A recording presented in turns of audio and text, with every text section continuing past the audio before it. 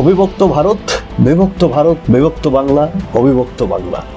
এর পিছনে আছে বিরাট ইতিহাস। সেই ইতিহাসের দোরগোড়ায় আমরা কোথাও একটা যাব আজকে, আর সেটাকে নিয়েই আমরা আজকের একটা পডকাস্টের আয়োজন করেছি আপনাদের জন্য। 1876 সাল, সেই 1876 সালে জন্ম হয় কলেজ স্ট্রিটে একটি হল, যার নাম ছিল অ্যালবার্ট হল। তারপর ভারতবর্ষের রাজধানী কলকাতা থেকে চলে যায় দিল্লি 1911 সাল। স্বাধীনতার আন্দোলনের আগুনে যখন সমস্ত ভারতবর্ষ উত্তাল, বিশেষ করে অবিভক্ত বাংলা, সেই সময় অ্যালবার্ট হলের নাম বদল হয় 1942 সালে। কফি বোর্ডে চলে যায় অ্যালবার্ট হল, এবং কফি বোর্ড নতুন নামকরণ করে কফি হাউস। কফি হাউসের নাম আসলে, যার নাম আমাদের মাথায় স্ট্রাইক করে, উনি হচ্ছেন মান্না দে। আর মান্নাদের সেই যুগান্তকারী গান কফি হাউসের সেই আড্ডাটা যেন নেই, সেই গানটি নিয়ে আমরা পরবর্তী পর্যায়ে হয়তো কিছু আলোচনায় আসবো। কিন্তু যে জন্য আজকে আমরা এখানে বসেছি, এই কফি হাউসকে ঘিরে একটি সংস্থার জন্ম হয়েছে, coffee house social service association. তো এই coffee house social service association হঠাৎ করে কেন দরকার হলো, যারা 25 বছরে পদার্পণ করেছে, কি তাদের কাজ, তারা কি কি করেছে এবং আগামীতে কি কি করতে চলেছে, সেটা নিয়ে আলোচনায় আজকে আমাদের সাথে আছে অচিন্ত কুমার লাহা। নমস্কার, আপনাকে 19 টেলিভিশনের পডকাস্টে আজকে স্বাগতম জানাচ্ছি।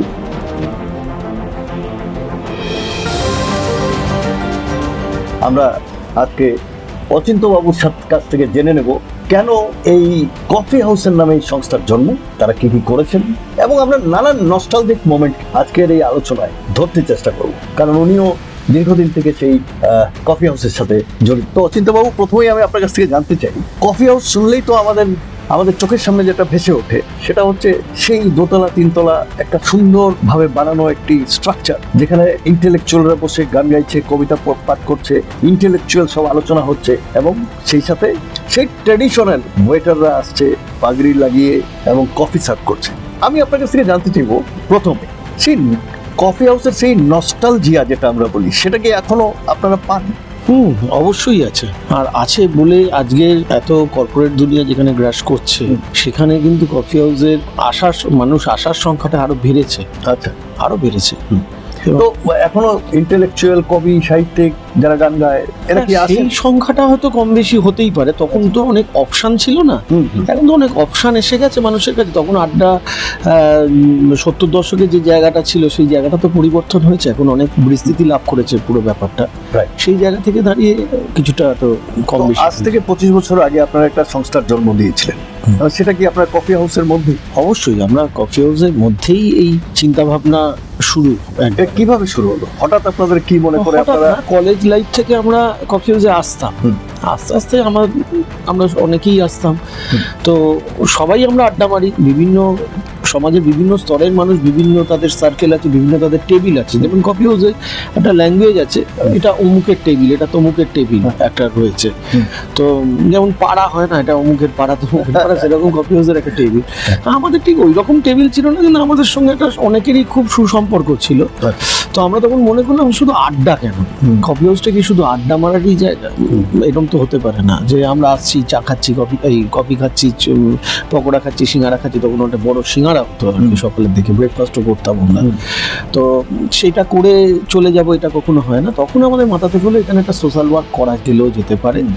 এই সোশ্যাল ওয়ার্কের মাধ্যম হিসাবে আমরা রক্তদানটাকে বেছে নিয়েছিলাম। হ্যাঁ, তো এই যে সোশ্যাল ওয়ার্ক, এবং আপনারা প্রথমে যেটা ধরেছিলেন সেটা হচ্ছে রক্তদান মহাদান আমরা জানি, এর মধ্যে কোনো ভুল নেই। কারণ মানুষের জীবনের সাথে রক্তের সম্পর্ক, যে কোনো সময় অসুস্থ হলে, আমরা অ্যাক্সিডেন্ট হলে রক্তর প্রয়োজন হয়, সেটা একটা অনেক বড় কাজে আপনারা হাত দিন। কিন্তু আমার প্রশ্ন, কফি হাউস, সেখানে লোকেরা আড্ডা মারতে যায়, খাওয়া দাওয়া করতে যায়, যখন আপনারা এই প্রপোজালটা নিয়ে গেলেন ওখানে, যাদের সাথে আপনারা আলোচনা করেছেন যে আমরা একটা রক্তদান বিষয়ক একটা সংস্থা বানাবো এবং এখানে আমাদের রক্তদান শিবির হবে, তখন এদের রেসপন্সটা কিরকম ছিল আপনাদের? ফার্স্ট রেসপন্স, দেখুন, তখন শুরুতে কোনো সংস্থা আমাদের ছিল না।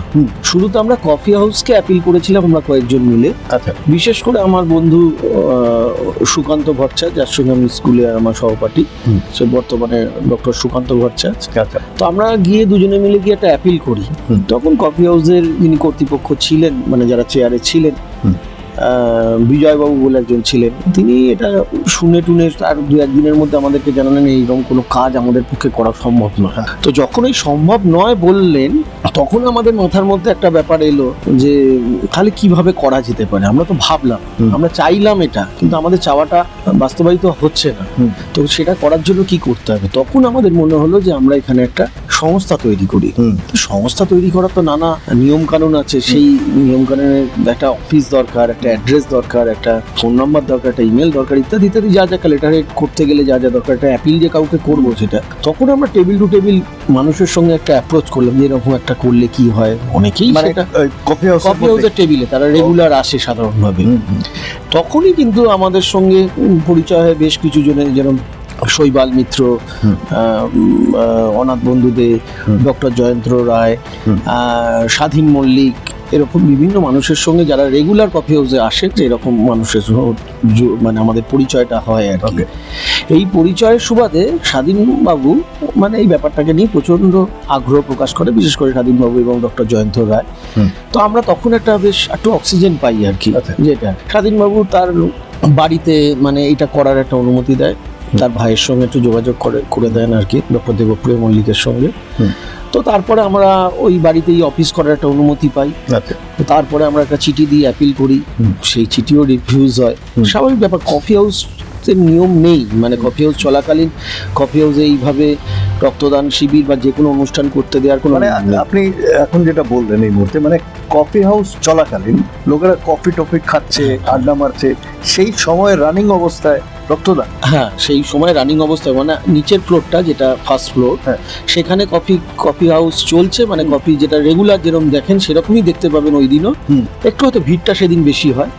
আর ওপরে চলছে আমাদের রক্তদান। মানে আজকের দিনেও যখন আপনারা করেন এইভাবেই করি, এটা মানে অন্যরকম একটা অন্য, মানে কফি হাউস চলাকালীন একমাত্র অনুষ্ঠান, বাৎসরিক অনুষ্ঠান, নির্দিষ্ট দিন ধরে এবং নির্দিষ্ট সময় ধরে, সকাল 9টা থেকে রাত। কফি হাউসের জন্মদিনে না, এটা ঠিক জন্মদিন নয়, কফি হাউসের জন্মদিনটা অন্য ডেট আছে, সেপ্টেম্বর মাসে আছে, 13ই সেপ্টেম্বর কফি হাউসের জন্মদিন। কিন্তু এইটা হচ্ছে আপনার এই সংস্থাটা মানে আমরা 1 ডিসেম্বর 2000 সালে এই সংস্থা জন্ম নেয়।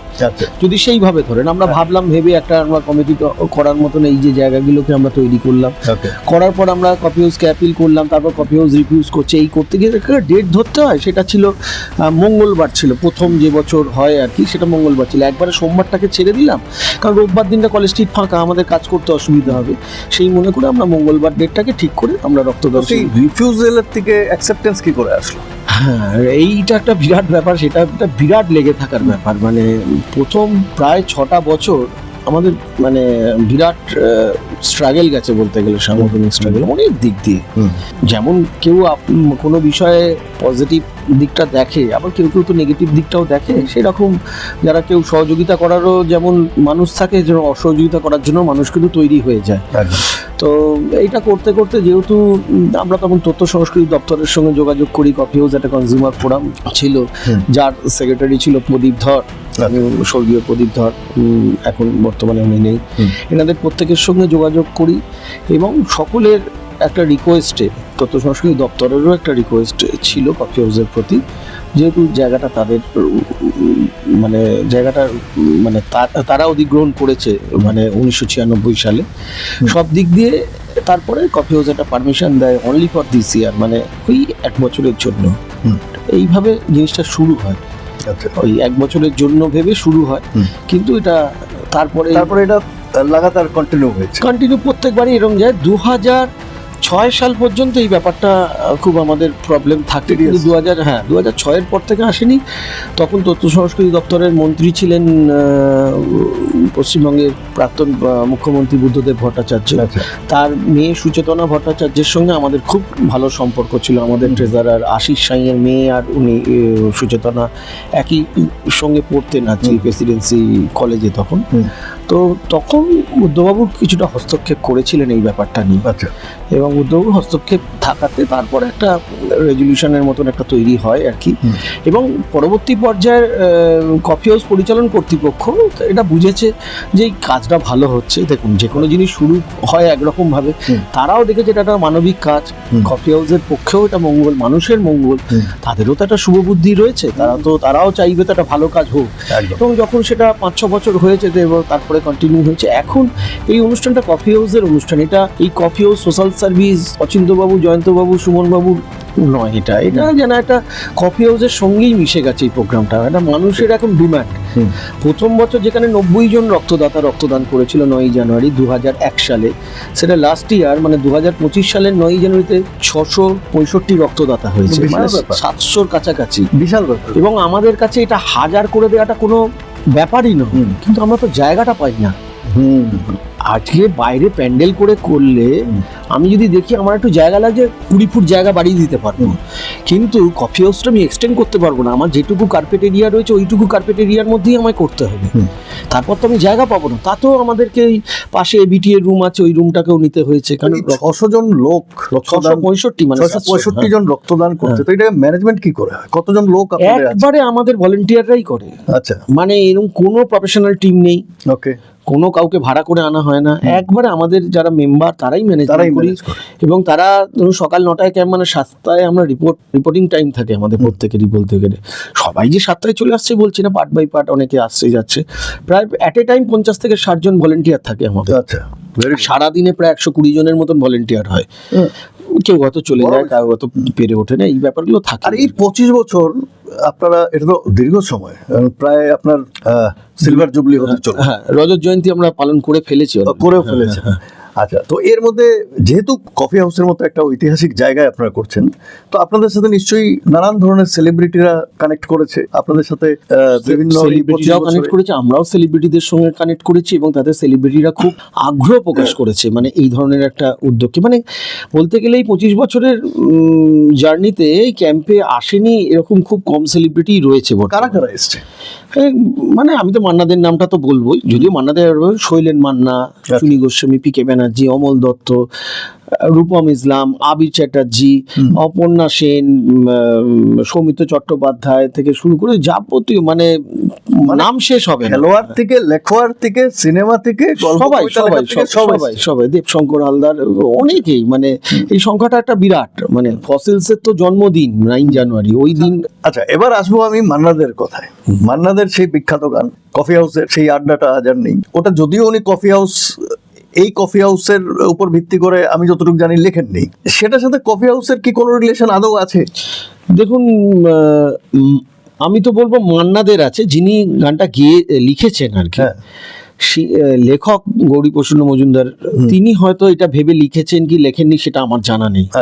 কিন্তু গানটার যে বিষয়বস্তু, যে থিমটা গানটার মধ্যে রয়েছে, এটা নিয়ে মাননীয় সুপর্ণকান্তি ঘোষ, যিনি গানটির সুরকার, তিনি একাধিক জায়গায় একাধিক ইন্টারভিউ দিয়েছেন। সেই ইন্টারভিউটা প্রচুর ভাইরাল হয়েছে। কিন্তু এই গানটা একবারে মিলে গেছে এই কফি হাউসের সঙ্গে। কফি হাউসের গানটার মধ্যে যে অ্যাটমসফিয়ারটাকে তুলে ধরা হয়েছে সেটা কফি হাউসের অ্যাটমসফিয়ার। সুতরাং এইটা কে কোথা থেকে কি ভেবে লিখেছে, কোন উপন্যাস কাকে ভেবে লিখেছে, যদি আমার জীবনে তার প্রভাব পড়ে, আমি তো এই উপন্যাসটা ভাববো যে আমাকে নিয়েই মনে হয় লেখা হয়েছে। তো আমরা মনে করি এই গানটা আমাদেরকে নিয়ে একটা ইতিহাস হয়ে, আর এই গানটা নিয়ে, এটা নিয়ে কোনো বিতর্ক নেই। আপনি 100 জনের ইন্টারভিউ নিন, 100 জনের মধ্যে 99 জন বলবে এই কলেজ স্ট্রিট কফি হাউসকে নিয়েই লেখা হয়েছে। সুতরাং ওই গানটা আমাদেরই জন্য লেখা হয়েছে। আমি জানতে পেরেছি মান্নাদেও এসেছিলেন আপনাদের অনুষ্ঠানে, সেটা সম্পর্কে আমার দর্শকদের বলুন। মান্নাদের আসাটা তো আমাদের কাছে একটা বিরাট বড় পাওনা। আমি বলছি না যে অন্য যারাই এসেছে তাদের আসাটাই আমাদের কাছে বিরাট বড় পাওনা। মানে উনি আপনাদের এই রক্তদান চলাকালীন এসেছেন? হ্যাঁ, রক্তদান চলাকালীন, মানে রক্তদান, তো সেই রক্তদান চলাকালীন কি উনি সেই গানটা গেয়েছেন? হ্যাঁ, উনিও গেয়েছেন, তার রেকর্ডিংও রয়েছে আমাদের কাছে। মানে তো সেই ইভেন্টের উপরে একটু আমি ছবি, আমাদেরকে কিছু বলুন। মানে উনি তো সেই সময় উনি আসছেন, সেই সময় ওনার বয়সটা অনেকটাই, আমি পারফেক্ট বয়সটা বলতে পারবো না, বেশ উনি খুব একটা তখন আর বেরোচ্ছেন না, খুব একটা তখন গানের অনুষ্ঠান করেন না। মান্নাদে এসেছিলেন 2007 মোস্ট প্রবাবলি, পারফেক্ট আমি বলে দেবো, এটা মান্নাদে এসেছিলেন। তো এরকম আমরা 2-4 বছর ধরে বলেছি, কিন্তু উনি তার আগেই আমাদের ডোনারদের সার্টিফিকেট উনি স্বাক্ষর করে দিয়েছেন। ওনার যে বিবেকানন্দ রোডের ওখানে যে বাড়িটা, সেই বাড়িতে যেতাম। কিন্তু আসার উপরে সত্যি সকালবেলা আমাদের ক্যাম্পটা আবার 3 তলায় উঠতে হয়, এটা একটা প্রতিবন্ধকতা। মানে এইটার জন্যই আমরা অনেককে পাইনি ওই অত উঁচুতে ওঠা। আমরা সঞ্জীব চট্টোপাধ্যায়কে পাইনি অত উঁচুতে ওঠাটা সত্যি। আর আমরাও চাই না যে এতটা কষ্ট দিতে, যার বয়স হয়ে গেছে। এটা আমরা ক্যাম্প করছি ঠিক আছে, শুভেচ্ছা দূর থেকেও থাকে আমাদের অনেকে। তো সেই জায়গায় দাঁড়িয়ে আমরা মনে করেছি যে মান্নাবাবুকে প্রত্যেক বছরই অ্যাপ্রোচ করতাম। তো উনি তারপরে সেই বছর রাজি হলেন। সকালবেলা আমরা গাড়ি পাঠালাম, উনি এলেন। একই সঙ্গে নির্মলা মিশ্রও এলেন। হ্যাঁ, তারপরে পরেই মানে আরো সেলিব্রিটিরা, দুই কিংবদন্তি। হ্যাঁ, নির্মলা মিশ্র ঢুকছেন আর কি, এরকম মানে তো মানে আমাদের মানে কিছু কিছু ফ্রেম না পুরো বাঁধিয়ে রাখার মতন। মানে সুনীল গঙ্গোপাধ্যায় আছে, মান্না দে আছে, সৌমিত্র চট্টোপাধ্যায় আছে বিশাল কফি হাউসের মধ্যে। এবার ওই সময় নিচে তো প্রচুর লোক আছে যারা কফি খাচ্ছে, ইন্টেলেকচুয়ালসরা বসে আছে, রক্তদান হচ্ছে, এদিকে নির্মলা মিশ্র, এদিকে আপনার মান্না দে। তো এই নস্টালজিক মোমেন্টটা মানে কিভাবে আপনি ডেসক্রাইব করবেন? দেখুন, প্রচুর সেলিব্রিটি এসেছে এত বছরে, কিন্তু মান্নাদের আসাটা একটা অন্যরকম অনুভূতি আমরা যেটা দেখেছিলাম আমাদের চোখে। মান্না দে যখন এলেন, অন্যান্য সেলিব্রিটিদেরকে কে কি ভাবে নিল, মানে রক্তদাতা বা অডিয়েন্স। কারণ আমরা হচ্ছি যে জায়গাটা থাকি সেই 1/2 কিলোমিটারের মধ্যে 7-8খানা শিক্ষা প্রতিষ্ঠান। সকালবেলা হিন্দু স্কুল, হেয়ার স্কুলের মর্নিং সেকশন চলে, তাদের মায়েরা উঠে এসেছে। কিন্তু অদ্ভুত লেগেছে, সবাই মানে সাষ্টাঙ্গে প্রণাম পর্যন্ত করেছে সেই মানুষটাকে, মানে পায়ে পড়ে নমস্কার। যেটা কিন্তু অন্যান্য সেলিব্রিটিদের সঙ্গে কি হয়, অটোগ্রাফ নেওয়ার জন্য ভিড় হয়, বর্তমান প্রজন্মের কাছে সেলফি নেওয়ার জন্য ভিড় হয়, কিন্তু মান্নাদের টাইমে মানে পায়ে হাত দিয়ে লোকে মানে একবারে ষষ্ঠাঙ্গে প্রণাম, সম্মানের সেই ব্যাপারটা আলাদা আলাদা তখন। মানে সেই ভিড় আমরা মানে কন্ট্রোল করার মধ্যে, ওই তো সিঁড়ি, মানে সেই লোক শুধু মাইকে অ্যানাউন্স, প্রায় আমাদের গোটা 40টার উপর মাইক লাগানো থাকে। যেই শোনার মানে 15 মিনিটের মধ্যে যে কিভাবে হয়েছে, মানে আমাদের ক্যাম্প মানে বন্ধ রাখতে হয়েছে। যেমন গভর্নর আসেন যখন, তখনও যেন একটু বন্ধ রাখতে হয় সাময়িকভাবে, গেট টেট একটু ক্লোজ হয়ে যায়। আমাদেরও গভর্নর আসেন আর কি, মানে নতুন কোনো গভর্নর পশ্চিমবঙ্গে এলে তাকে আমরা আমন্ত্রণ জানাই প্রথম বছরই। লাস্ট 2জন গভর্নরই এসেছেন, কিন্তু ওনারা এলে আমাদের ক্যাম্পটা কিছুক্ষণের জন্য বন্ধ রাখতে হয়, মানে সিকিউরিটি পারপাসে। তাতে আমাদের ডোনার কিছুটা লস হয় আর কি বলতে গেলে, কিন্তু করতে হয় কিছু কিছু। কিন্তু মান্নাদের কাছে, মান্নাদের আসার টাইমটায় ওই সকালবেলায় যে ওই রকম একটা ক্রাউড হয়ে যাবে, এটা আমরা কখনো ভাবিনি। তো এই যে আপনারা প্রথম থেকে কাজটা শুরু করলেন, এরপরে এই 25 বছর, মানে শুরুর দিকটা কতটুকু মানে কষ্ট করছিল আপনাদের, ফিনান্সিয়াল এবং জিনিসপত্র অ্যারেঞ্জ করা? এটা একটা অনেক বড় ব্যাপার। এখন তো আপনাদের সব সেট আছে, আপনারা সব জানেন কাকে কোথায় ধরতে হবে, কত টাকার আপনার ফান্ডিং দরকার, কি দরকার জানেন। শুরুটা খুব কষ্টর হয় অবশ্যই। তো সেই সময়টা কিভাবে আপনারা ট্যাকেল করেছেন? দেখুন, শুরুটা তো আমাদের কিছুই ছিল না, বলছি না, আমরা তো কোনো অর্গানাইজ সেক্টর নই, মানে খুব একটা কোনো জায়গা থেকে ট্রেন্ডও নই যে আমরা জানি কিভাবে সংগঠন করতে হয়। আমরা তো একটা আড্ডার ছলে ব্যাপারটাকে ভেবেছি, বাস্তবায়িত করব আমরা এটা ভেবেছি। মানে এটা জেদ ছিল, এটা বলতে পারেন, যেটা করতেই হবে। তো শুরুর দিক থেকে তো প্রথমে বললাম কফি হাউসের দিক থেকে একটা প্রবলেম, এইভাবে প্রথম 2006 সাল পর্যন্ত একটা গেছে। কফি হাউসে যারা রেগুলার কনজিউমার থাকে তাদের মধ্যে থেকে ওরও বেশ কিছু জন ছিলেন। কেউ অপোজ করেনি ডাইরেক্টলি যে আমরা কফি খাবো, তার মধ্যে হ্যাঁ অপোজ করেছে, তাদের কাছে এরকমও কিছু মানুষ ছিলেন যারা এখন আর কফি হাউসে নেই, মানে আসতে পারে না, শারীরিক দিক দিয়ে অক্ষম হয়ে পড়েছে। তো সেই মানুষগুলো তখন তারাও কিছুটা বাধা দিয়ে যায়, এটা আমাদের ডিস্টার্ব হয়, মাইক চললে আমাদের আড্ডায় প্রবলেম হয়, এরকম এক্সকিউজ থেকেছে। দেখুন, একটা দুর্গাপুজো কালী পুজোর সময় একটু তো পাড়ায় মাইক বাজবেই, এটা খুব স্বাভাবিক ব্যাপার। এবার আমি বলছি না যে তারস্বরে মাইক বাজানোটাকে আমি কখনো সমর্থন জানাচ্ছি, কিন্তু একটু আধটু বাজবেই, এটা ব্যাপার হয়। আমাদের মতন রাজ্যেতে এই ব্যাপারগুলো চলেই, আজান হবে, মহালয়া বাজবে, এগুলো স্বাভাবিক নিয়ম। তো কফি হাউসের ওই দিনে প্রোগ্রাম হলে 2টো বক্স বাজবে, তার একটু সাউন্ড হবে, বিভিন্ন সেলিব্রিটিরা তাদের বক্তব্য রাখে, সবার ভয়েস সমান নয়, কারোরটা একটু জোর হয়ে যায়, কারোরটা একটু আস্তে হয়ে যায়, এইগুলো নিয়েও প্রবলেম তৈরি করেছে। কিন্তু ওগুলো আমি বলবো না যে ওগুলো একটা বিরাট কিছু ব্যাপার, ওগুলো কিছু সময় এর জন্য হয়েছে, তারা হারিয়ে গেছে, ওদেরকে নিয়ে আমরা মানে খুব একটা মাথা ঘামাই না আর কি। এবার আমি একটা জিনিস জিজ্ঞেস করতে চাই, যেহেতু রক্তদান শিবির এবং রক্তদানের সাথে কানেক্টেড, অনেকেই বাংলার বিভিন্ন প্রান্ত থেকে কলকাতায় ট্রিটমেন্টের জন্য আসে। কলকাতারও প্রচুর লোক, তাদের সময় সময় রক্তের দরকার হয়। তো সেই সময় কি আপনাদের কোনো ফ্যাসিলিটিস আছে যে অনেক সময় দুজন লোক লাগে যে ইন এক্সচেঞ্জ ব্লাড পাওয়া যায়, তো এই যে জায়গাগুলোতে কি দেখুন, আপনাদের কোনো অ্যাক্টিভিটি আছে? একবারে মানে আমাদের সংস্থাটা এই যে 600 ডোনার, দেখুন এটা এরম ব্যাপার নয় যে ক্যাম্পটা করলাম আর কফি হাউসের নাম দিয়ে করে ফেললাম আর সঙ্গে সঙ্গে 700 জন মানুষ এসে, এই 700 কাছাকাছি পৌঁছাতে আমাদের 25টা বছর লেগে গেছে। আচ্ছা, সুতরাং তাহলে প্রথম বছরই 500,000 জন হয়ে যেত, 90, 176, 226, 206, বিভিন্ন এটা 345। কি আপনাদের রেজিস্টার্ড ডোনার? রেজিস্টার তো একটা মেনটেন করাই হয়, তাদেরকে আমরা চিঠি পাঠাই, তাদেরকে আমরা টেলিফোনে যোগাযোগ করি। বর্তমান যুগে আমরা মানে আমি জানতে চাইছি, যেদিন ওরা এসে ওই রক্তদান শিবিরে দিয়ে গেল, তার থেকে 6 মাস পরে যদি আবার ইমার্জেন্সিতে কয়েকজনকে যদি ব্লাডের অ্যারেঞ্জ করতে হয়, তখন কি আপনারা এদেরকে অ্যাপ্রোচ করতে কিছুটা পারেন? আমরা অ্যারেঞ্জ করি। আমরা ম্যাক্সিমাম যে সাপোর্টটা দিই, যে ব্লাড ব্যাংকের রক্তটা দিয়ে সাপোর্ট করার চেষ্টা করি। এবং চিকিৎসার কারণে মানুষকে কলকাতায় আসতেই হয়। হ্যাঁ, কলকাতা আসার পর যখন রক্ত চায়, তখন কিন্তু কলকাতা সেই পেশেন্টের পরিচিত কেউ নেই। থাকে না। কোন অর্গানাইজেশনের কাছে যাবে, কার কাছে যাবে? সে আমাকেও চেনে না, আমার সংস্থাকেও চেনে না, কিন্তু কফি হাউসটাকে চেনে। আর মেডিকেল কলেজ আমার ওখান থেকে 200-300 মিটার দূরে। তো সেই লোকটা, ওখানকার লোকই যখন জানতে পারে, কেউ রেফার করে দেয়, কফি হাউসে চলে যাও, রক্ত পেয়ে যাবে। মানে কফি হাউসটা শুধু আড্ডা মারা বা কফি পাওয়ার জায়গা নয়, এখন কিন্তু কফি হাউসটায় গেলে রক্তও পাওয়া যায়, এটা ভাবতে হবে। মানে ওখানে ব্লাড ব্যাংক নেই, কিন্তু একটা রক্ত পাওয়ার যে সোর্স, সেটা কিন্তু কফি হাউসে একটা দেয়ালে দেয়ালে রয়েছে, কারণ ওখানে নাম আছে, আমাদের ফোন নাম্বার দেওয়া রয়েছে, লোকে গেলে মানে এটা পেয়ে যায়। ওইরকম একটা ইমার্জেন্সি সিচুয়েশনে কেউ অ্যাপ্রোচ করলে আপনারা সাহায্য করার চেষ্টা একবারে। এবং আমরা দলমত নির্বিশেষে এই ক্যাম্পটা, মানে এখানের মধ্যে কোনো রকম ভাবে কারোর মুখ দেখে দেওয়া হবে যে যাকে দিচ্ছি সে আমার কবে দেবে, যাকে দিচ্ছি তুমি আমার কাছে আবার পরে এসে রক্ত দিয়ে যাও, এত কোনো হুইপজারি নেই। দেখুন, আবেদন তো থাকবেই যে আপনারা এসে রক্ত দিন, এটার মধ্যে কোনো ভুল না, নেই, এটা তো কিন্তু এরকম নয় যে তুমি কোনোদিন দাওনি মানে তোমাকে সাহায্য করা হবে না।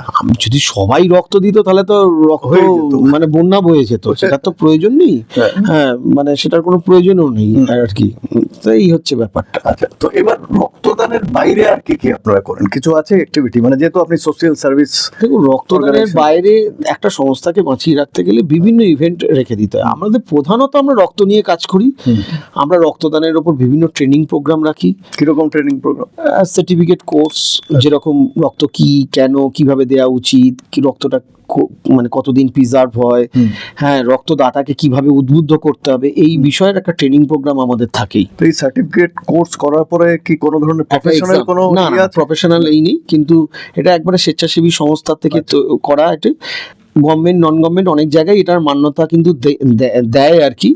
কিন্তু মানে এরম ব্যাপার না যে এটা পেলে এটা করলে কেউ চাকরি পাবে, ব্যাপার নেই। এটা একটা সোশ্যাল সার্ভিসের অঙ্গ, তো সেই জায়গায় দাঁড়িয়ে আমাদের এই কোর্সটা চলে। HIV AIDS এর উপর একটা ট্রেনিং প্রোগ্রাম হয়, প্রেসিডেন্সি ইউনিভার্সিটির PLT হলে আমাদের হয় এটা। তাতে কি হয়? তাতেও লোক এই HIV AIDS বিষয়টাকে জানে, এবং তার সঙ্গে সেফ ব্লাড ট্রান্সফিউশন। দেখুন, ব্লাড দেওয়াটা একটা ভালো কাজ, অবশ্যই এটা মহৎ কাজ, কিন্তু আবার এমন কোনো লোকের থেকে আমরা ব্লাড নিয়ে এমন কোনো লোক, মানে অসুস্থ মানুষকে আমরা দেব না যাতে সে অসুস্থ আরো হয়ে পড়ে। একজন সুস্থ মানুষ, সে চিকিৎসার কারণে ভর্তি হয়েছে, তার হয়তো অ্যাপেন্ডিক্স অপারেশনের জন্য বা পা ভেঙে গেছে, আর ট্রিটমেন্টের জন্য তার হিমোগ্লোবিন লেভেল কম আছে, ডাক্তার তাকে 2 ইউনিট রক্ত নিতে বলেছে বা 1 ইউনিট নিতে বলেছে, সেইটা নিতে গিয়ে সে HIV পেশেন্ট হয়ে গেলে তার মানে সামাজিক অবস্থাটা কি হতে পারে ভাবতে পারছেন? আজকের দিনে যতই আমরা বলি মডার্ন, যে মুহূর্তে সেই মানুষটা HIV আক্রান্ত হলো, তার মানে জীবনটা শেষ, মানে এরকম ফাঁসিতে যাওয়ার মতনই ব্যাপার। প্রচুর ইনস্টেন্স, কত থ্যালাসেমিয়া পেশেন্ট যার ওষুধ বলতে পারেন এই রক্তটাই, খাদ্য, ওষুধ যাই বলুন না কেন, আমি বলছি। তো সেই পেশেন্টগুলো, অনেকে থ্যালাসেমিয়া আক্রান্ত পেশেন্টগুলো, তার তো কোনো দোষ নেই সেই শিশুটার, কিন্তু সে HIV আক্রান্ত হচ্ছে। সেই জন্য আমরা একটা ব্যাপার বলি, নিরাপদ রক্তদানের প্রয়োজন আছে। এর জন্য কোথাও আমরা উপহারের প্রলোভন দেখিয়ে রক্তদান করব না। রক্তদাতা যখন তিনি নিজেকে রক্তদানের যোগ্য মনে করবেন, তবেই যেন রক্তটা দেন। অবশ্যই আমরা ব্লাড ব্যাংকের কাছে একটা দাবি রাখি, লিখিত অলিখিত ভাবেও আমরা রাখি, যাতে টেস্টিংটা ঠিকঠাক হয়। কারণ একটা টেস্ট না করলে, কারণ একই আমাদের এখানে যে সব টেস্টগুলো হয় সেগুলো অনেক বিদেশের থেকে অনেকটাই পিছিয়ে পড়া টেস্ট। একবারে যে আধুনিক যে টেস্টগুলো বেরিয়েছে, ন্যাক টেস্ট, এগুলো আমাদের মতন গরিব দেশে এটা এখনো পর্যন্ত সম্ভবপর হয়নি। অ্যাপেলোর মতন বড় বড় কিছু কর্পোরেট জায়গায় হয়, কিন্তু সেটা তো সম্ভব নয়। তবু যে টেস্টগুলো গভর্নমেন্টের মানদণ্ড ধরে রাখা আছে যে এই টেস্টগুলো করতে হবে, সেই টেস্টগুলো যেন যে স্টাফটা করছে সে যদি এখন ফাঁকি দেয়, ফাঁকে তো কে পড়বে জানি না, সে ভবিষ্যতে পড়বে, কিন্তু ইমিডিয়েটলি কে পড়বে না একটা থ্যালাসেমিয়া পেশেন্ট বা একটা যে কোনো কারণে চিকিৎসা করতে আসা একটা মানুষ পড়বে। তো সেই জায়গাটা যাতে না হয় তার জন্য আমরা কিছু স্বেচ্ছাসেবীদেরকে ট্রেনিংটা দিই, যে তারাও একটা প্রচারটা করতে পারে যে উপহারের লোভে না, স্বেচ্ছায় রক্তদান করুন এবং আপনি নিজেকে রক্তদানের যোগ্য মনে করলে তবেই রক্তদান করুন। এবার এই ব্যাপারটার জন্য অনেকেই সুযোগ নিয়েছে রক্তদানের যোগ্য, অথচ নিজেকে অযোগ্য প্রমাণ করে দিল। সে জেনে গেল যে ম্যালেরিয়া হলে এতদিনের মধ্যে রক্ত দিতে নেই, সে এখন ওইটাকে ইস্যু করেই ক্যাম্পে গিয়ে বলে আমি তো এতদিন আগে আমার ম্যালেরিয়া হয়েছে। এইগুলো তো থাকবেই, এগুলোকে তো আমরা রুখতে পারবো না। রক্ত যদি আমি দিই তাতে কি আমার শরীর খারাপ হয়ে যাওয়া বা আমার কোনো রোগাক্রান্ত হওয়ার কোনো ব্যাপার আছে?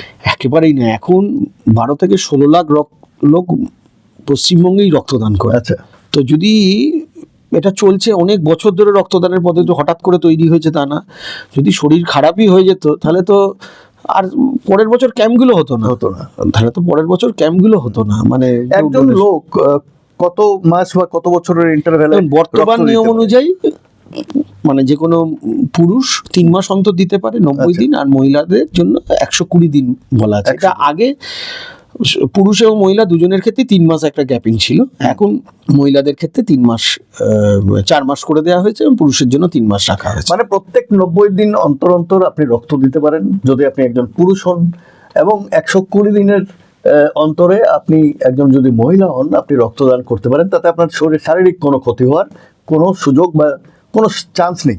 অবশ্যই যদি তিনি সুস্থ হয়ে, তিনি নিজেই অ্যানিমিক, তিনি তার রক্তদান করতে পারবেন। অবশ্যই অ্যানিমিক পেশেন্ট হলে তো তিনি থাইরয়েডের হাইড্রোজ ওষুধ খান, তার পক্ষে দেওয়া সম্মান, সুগার পেশেন্ট এরকম যদি থেকে থাকে, এইগুলো আরো ভালো হয়। মানুষ আগে এগিয়ে আসুক। ব্লাড ব্যাংকের ডাক্তারবাবু থাকেন সব ক্যাম্পে, এটা ম্যান্ডেটারি। সেই ডাক্তারবাবু তার কাউন্সিলিং করে তবেই রক্তদান করতে পারবে কি পারবে না এই ডিসিশনটা পৌঁছানো যাবে। তাহলে রক্তদানের বাইরে আর কি কি অ্যাক্টিভিটি আছে?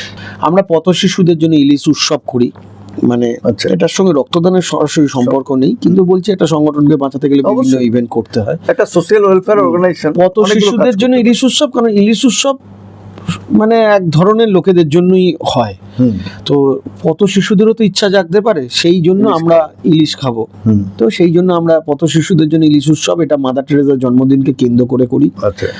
আমরা প্রত্যেকবার একবারে ইন্টেরিয়ারে গিয়ে, দেখুন বস্ত্র বিতরণ যেখানেই হবে সেটাই খুব ভালো জায়গা, আমি বলবো না যে কেউ খারাপ করছে, কিন্তু আমাদের মনে হয়েছে একবারে ইন্টেরিয়ারে, বেলপাহাড়ি, কাঁকড়াঝোড়, আমলাশোল, অযোধ্যা পাহাড়ের ইন্টেরিয়ার, বীরভূমের একবারে ইন্টেরিয়ারে, যেসব জায়গা টুরিস্ট যায় না, যেখানে একবারে আদিবাসী অঞ্চল মানে গরিব মানুষ রয়েছে, সেই জায়গায় গিয়ে আমরা বস্ত্র বিতরণ করি।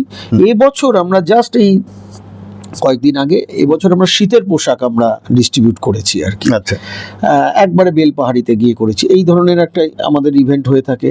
তাছাড়াও মানে নানা রকম মানে সামাজিক কাজ করতে হয়। ধরুন কেউ একটা এসেছে হয়তো মেডিকেল কলেজে, সে হয়তো পেশেন্টটা নিয়ে বাড়িতে যাবে, একটা অ্যাম্বুলেন্স করে দিতে হবে, একটা যৎ সামান্য টাকায় আমরা তাকে করে দিলাম আর কি।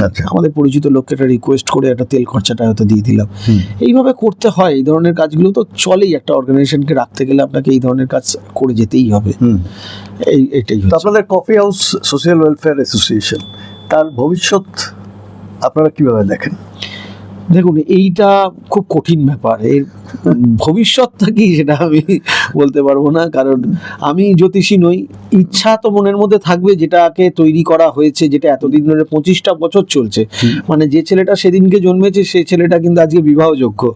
হ্যাঁ, তো সুতরাং তো আমরা চাইবই যে এটা দীর্ঘজীবী হোক, কিন্তু চাইলেই যে সবকিছু হবে তার তো কোনো মানে নেই। সেটা কি হবে সেটা ভবিষ্যৎ প্রজন্মই উত্তর দেবে।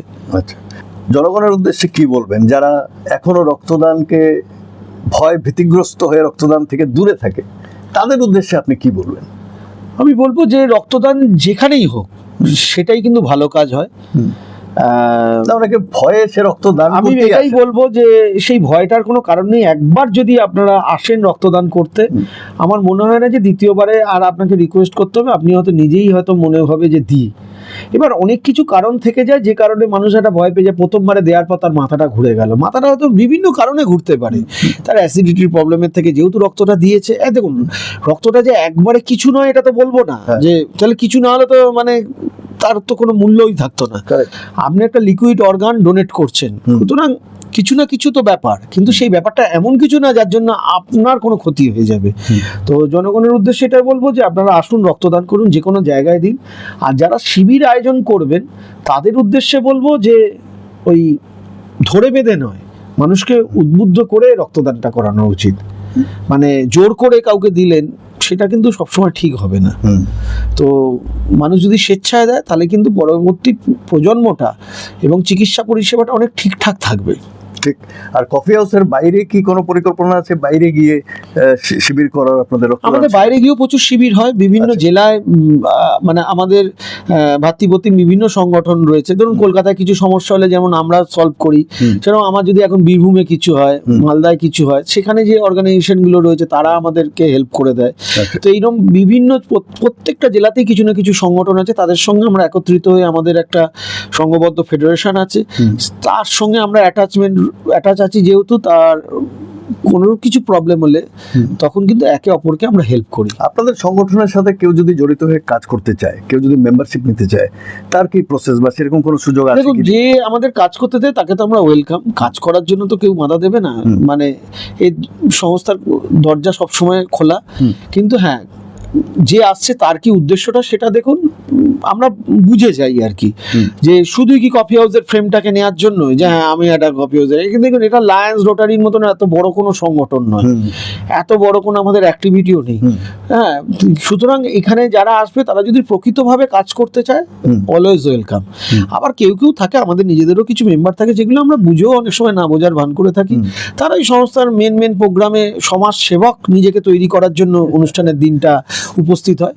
ঠিক এটা আছে, সবার সবাইকে ক্ষেত্রেই নিয়ে, থাকে। হ্যাঁ সবাইকে নিয়েই চলতে হবে, আমরা কিছু বলি না, মানে তাদেরকেও আমরা ওয়েলকাম করি। এই হচ্ছে ব্যাপার। আর আমাদের মেম্বারশিপ খুবই একটা অল্প টাকা দিয়ে একটা মেম্বারশিপ নেওয়া যায় অফিসিয়ালি, কিন্তু যাকে মেম্বারশিপ দিই তাকে 2-4 বছর সে আগে যদি আমাদের সঙ্গে ভলান্টিয়ার হয়, মানে স্বেচ্ছাসেবক হিসাবে কাজ করে, তবে তাকে আমরা মেম্বারশিপটাকে মানে আগে ভলান্টিয়ারিং করলে হ্যাঁ, সুবিধা এবার- হবে এবার ওই মেম্বারশিপ পেতে। পাড়ার বড় দাদা তাকেই আমাকে মেম্বারশিপ দিতে হবে এরকম কোনো ব্যাপার নেই, আর এরকম কোনো রকম প্রবলেম আসেনি।